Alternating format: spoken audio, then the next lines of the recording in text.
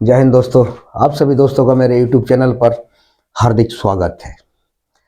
आज पिछले 2 या 3 दिनों से बड़ी मज़ेदार और कड़ाकेदार खबर जो है आ रही है वक्फ बोर्ड पर, क्योंकि पिछले जुम्मे को नमाज के दौरान मस्जिद के इमाम ने ऐलान किया था कि वक्फ बोर्ड की तरफ से एक मैसेज आया है आम मुस्लिमों के लिए कि वो हमारा वक्फ बोर्ड पर, वक्फ बोर्ड बिल पर, वक्फ बोर्ड संशोधन बिल पर हमारा साथ दें। मुस्लिम कम्युनिटी अभी तक सामने क्यों नहीं आई है, या मुस्लिम लोग जो हैं वो वक्फ बोर्ड बिल के समर्थन में हैं या उसके खिलाफ है, इनकी अभी तक कोई राय वक्फ बोर्ड के पास तक या सरकार के पास तक नहीं पहुंची है।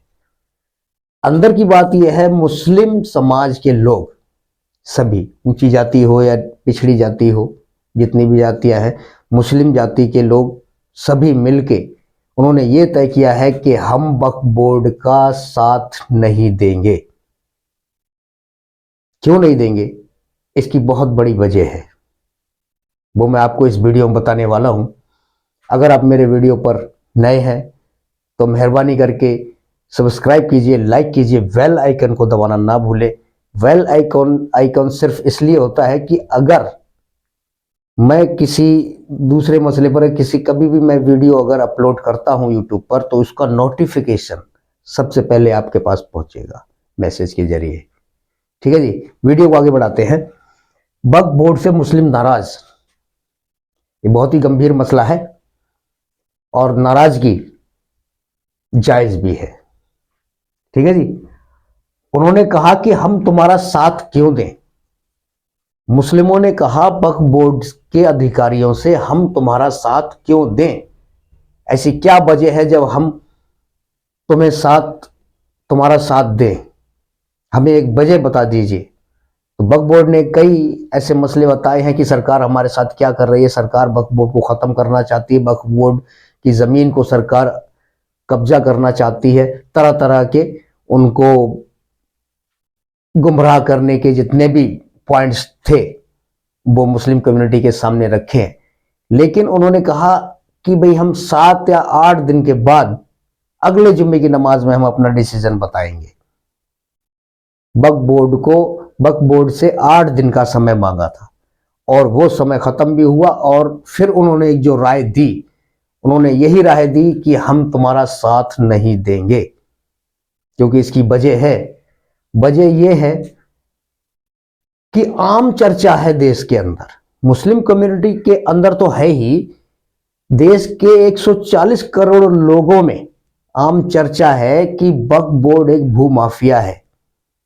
जितनी भी जमीनें किसी ने दान की हुई है वक्फ बोर्ड के नाम पर, अल्लाह के नाम पर, तो उस जमीन का दुरुपयोग किया जाता है, उस जायदाद का दुरुपयोग किया जाता है। और दुरुपयोग कौन करता है?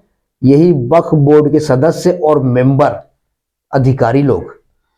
ये अपनी और अपने रिश्तेदारों में ही जमीन को बांट के उसको गलत तरीके से इस्तेमाल कर रहे हैं, उस पर कब्जा किया हुआ है।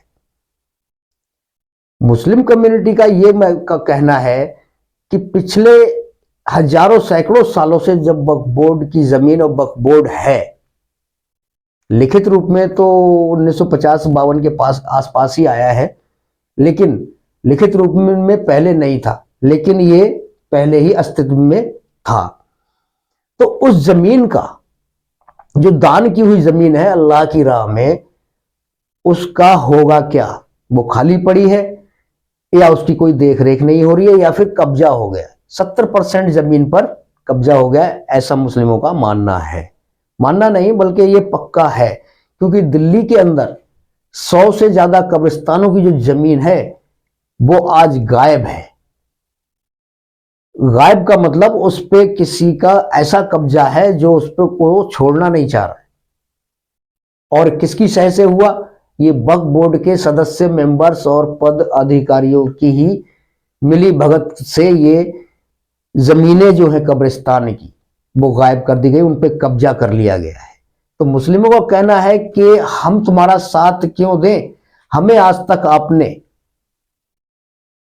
वक्फ बोर्ड की जमीन का, जायदाद का कभी कोई हिसाब नहीं दिया, कहां क्या चल रहा है, क्या नहीं चल रहा है, क्या होना चाहिए, इसकी रूपरेखा क्या है, आगे की प्लानिंग क्या है, इस बारे में मुस्लिमों को भरोसे में नहीं लिया और किसी तरह की कोई जानकारी नहीं दी। वक्फ बोर्ड के अधिकारी जो हैं केवल अपनी ही मनमानी के जरिए अपने तरीके से वक्फ बोर्ड को चला रहे और उस पर कब्जा करके बैठे हुए। एक तरीके से कहा जाए कि मुस्लिम लोग जो हैं वो बिल्कुल ही अनभिज्ञ हैं, अनजान हैं वक्फ बोर्ड की संपत्ति से, और उनको कोई जानकारी देना भी नहीं चाहता। उन्होंने कहा कि आप एक प्रेस कॉन्फ्रेंस कीजिए जिसमें यह जानकारी दी जाए कि वक्फ बोर्ड की जमीन कितनी है और इस जमीन का मुस्लिमों के हक पे या समाज के लिए या देश के लिए कहां पे खर्च करना चाह रहे हैं, कहां लगाना चाह रहे हैं। आप हॉस्पिटल बनाएंगे या कॉलेज बनाएंगे या स्कूल बनाएंगे, क्या बनाएंगे, आपका आगे का प्लान क्या है, उस पर वक्फ बोर्ड का कोई भी अभी तक जवाब नहीं आया। मुस्लिमों का जो सवाल है काफी गंभीर है और अहम भी है, क्योंकि अब इनको इसका जवाब देना भारी पड़ गया है।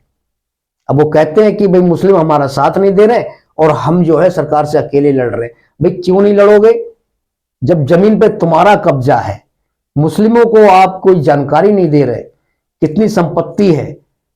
अल्लाह के राह में अगर किसी ने दान कर दी, वो दान की हुई जमीन पे आप कुंडली मार के बैठ गए हैं, जैसे आपके बाप की जमीन है।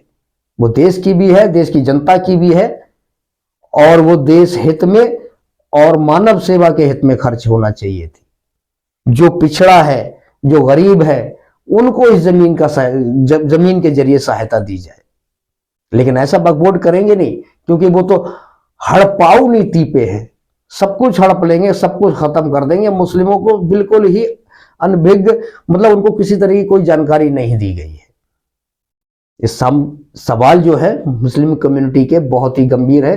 पिछले 2 जुम्मों से ये चर्चा चल रही थी। जुम्मे की जो नमाज होती है, देश के सभी मस्जिदों में नमाज, जो दोपहर के टाइम पे जुम्मे की नमाज जो होती है, उसमें चर्चा चल रही थी।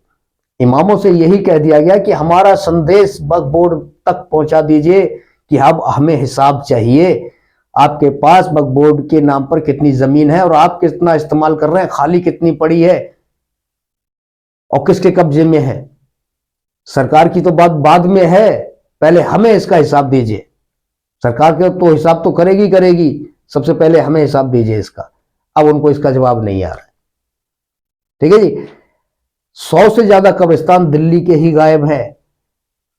अब समझ लीजिए देश में, यहां तक के अंडमान निकोबार द्वीप समूह में, लक्षद्वीप में भी वक्फ बोर्ड की संपत्ति है, किसी को पता नहीं है। केवल सिवाय इन्हीं के वक्फ बोर्ड के लोगों को ही पता है, सदस्यों को पता है कि कौन सी जमीन है वक्फ बोर्ड की। मुस्लिमों को कुछ नहीं पता है कौन सी जमीन वक्फ बोर्ड की है और कौन सी नहीं है। वो वहां पर तो कोई जानकारी नहीं है मुस्लिमों को। वो बेचारे क्या करते हैं, वे अपनी रोजी रोटी कमाते हैं, अपने बच्चों का पालन पोषण और जो है पढ़ाई लिखाई में लगे रहते हैं। ये सबसे बड़ी गलती है मुस्लिम कम्युनिटी की। उनको आज जो आगे आए हैं, उनसे सवाल करने के लिए जो खड़े हुए हैं वक्फ बोर्ड से, ये सवाल मैं समझता हूं बहुत पहले होना चाहिए था। अगर ये बहुत पहले हो जाता तो ये विवाद आज होता ही नहीं। उन्हें लगता कि हां सवाल पूछने वाले हैं, मौजूद है। अगर ये सवाल पहले होते तो इस तरीके से ये तानाशाही, भूमाफिया और ये कब्जा और हड़पाऊ नीति होती ही नहीं। बहुत अच्छी राह पे चल पड़े हैं मुस्लिम कम्युनिटी के लोग। मैं समझता हूं इन्हें सवाल जारी रखना चाहिए और ऐसे ऐसे सवाल करना चाहिए। अब हमें जवाब तो चाहिए ही चाहिए। हमें वो संपत्ति भी दिखाइए, हमें वो कागजात भी दिखाइए कहां पर है। हालांकि जेपीसी मीटिंग हुई थी सरकारी तौर पर, उसमें वक्फ बोर्ड के कई सदस्य, कई मेंबर निलंबित किए गए थे, क्योंकि उनका रवैया वहां सभ्य रूप से ठीक नहीं था। ठीक है जी। आज मुस्लिम कम्युनिटी जाग चुकी है, इसके लिए मैं उन्हें धन्यवाद देता हूं। और देश के हित में भी है, मुस्लिमों के हक में भी है और देश के हर नागरिक के हक में है। ठीक है जी। आज के लिए इतना ही। अगले फिर किसी वीडियो के साथ आपके सामने हाजिर रहूंगा। जब तक के लिए जय हिंद।